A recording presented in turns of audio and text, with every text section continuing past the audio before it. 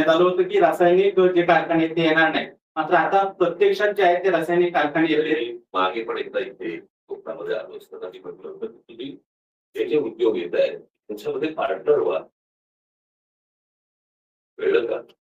तुम्ही जमिनी विकून तुमचा तुमचा विषय संपला. आपण एक त्याचं सुंदर उदाहरण जर सुद्धा आपण बघितलं तर पुण्यामध्ये मगरगड्डा, बरोबर. सगळे शेतकरी एकत्र आले, सगळ्या शेतकऱ्यांनी मिळून एक मोठ्या प्रकारचा एक प्रकल्प उभा केला, बरोबर. ते जमीन मालकही राहिले आणि प्रकल्पाचे मालकही राहिले. पण ही गोष्ट आपल्या महाराष्ट्रात इतर ठिकाणी काय नाही होत?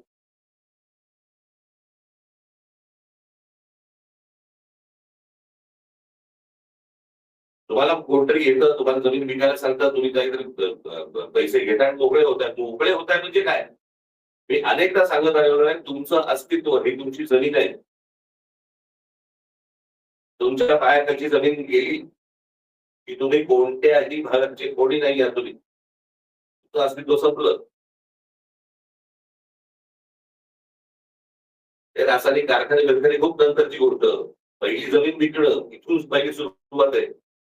मोठा अपयश आहे का? कारण जास्त प्रश्न असा आहे की ह्या सगळ्यांनी मिळून एका गोष्टीचा विचार केला पाहिजे की आमच्या कोकणाचं काय होणार. हे बघा, प्रश्न असा आहे की हे जर समजा सगळे आमदार एका आवाजात बोलले असते तर इतकी वर्ष लागली असती का रस्त्याला? म्हणजे कोकणात रस्त्यावरून फिरताना रस्ते लागणं काय असतं एखाद्या गोष्टीचे हे कळतं आपल्याला.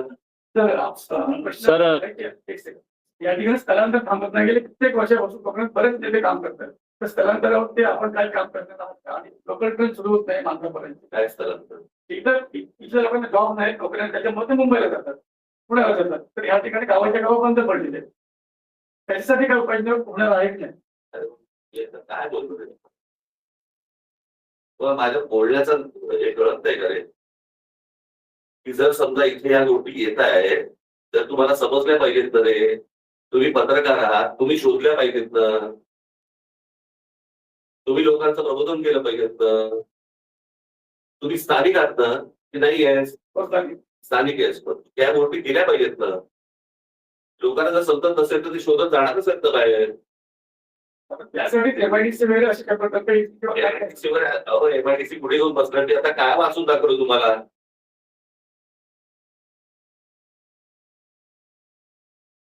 सरकारचं इथे काय आणायचं चालू आहे आणि इथल्या लोकांना स्थानिकांना माहिती नाही की इथे काय येणार आहे. तुम्हाला कळतंय का प्रकल्प काय आहे तो? समजतंय का?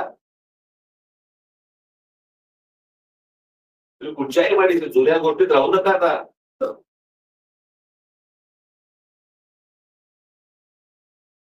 सर, मुंबई गोवा महामार्गावर खारपाडा आहे आणि सुकेळी खिंड अशा 40 किलोमीटरच्या अंतरामध्ये टोल आहे आणि त्याचा भूर्दंड मोठा पडणार आहे. अशातच एकदा सर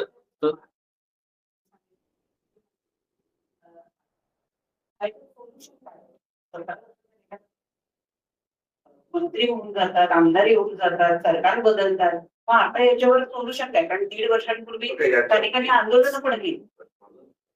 या सगळ्या याच्यामध्ये सोल्युशन हे सत्ता बदल एवढंच आहे. माणसं बदलणं गरजेचं आहे. जर समजा तुम्हाला इतकी वर्ष 30 माणसं तुम्ही निवडून देणार असाल आणि त्याच विषयांवरती जर समजा तुम्ही बोलणार असाल तर उपयोग काय त्याचा? जे निवडून येत आहे ते म्हणतात ह्याला काही फरकच पडत नाही. रस्ता चांगला करा तर वाईट ठेवा. हे काय निवडणुकीच्या वेळेला आम्हाला निवडून देत आहेत कोणत्या का मार्गाने असे ना. एकदा हा तुम्ही त्याचा भ्रम तोडत नाही तोपर्यंत काहीच होणार नाही. त्यांना धक्के दिल्याशिवाय कुठेही तुम्हाला बदल आढळणार नाही. तुम्ही नाशिकचा दौरा करून आणि नाशिक पुणे जो रस्ता आहे रेल्वे मार्गाचा तो बदलण्यात आलेला आहे. आता आज तिथे आंदोलन होत आहे, तो रस्ता बंद पाडलेला आहे. जो मूळ मार्ग आहे तोच मार्ग थेट नाशिक पुणे असाच मार्ग राहतो. साहेब, रायगडापासून ते सिंधुदुर्ग मालवणपर्यंत तेच नेते आणि तेच आमदार खासदार निवडून येतात. पण मागच्या निवडणुकीचं चित्र जर पाहिलं सोशल मीडियावर अनेक झाले की धमकावलं जात होतं मतदारांना जर मतदान दिलं नाही तर तुमचा निधी बंद केला जाईल आणि ह्या सगळ्या भीतीतून मतदारांनी मतदान केलं असेल. सध्या निधी येतोय असं तरी काय बदल होतो? कोणता निधी येतोय तो बंद करायची धमकी दिली जाते. एवढाही उपयोग आहे ना, परिस्थिती बदलली का काही? मग मतदारांनी या गोष्टींचा विचार केला पाहिजे. मतदार जोपर्यंत या गोष्टींचा विचार करत नाही तोपर्यंत काही गोष्टी घडणार नाही. हे असंच चालू राहतं. चला.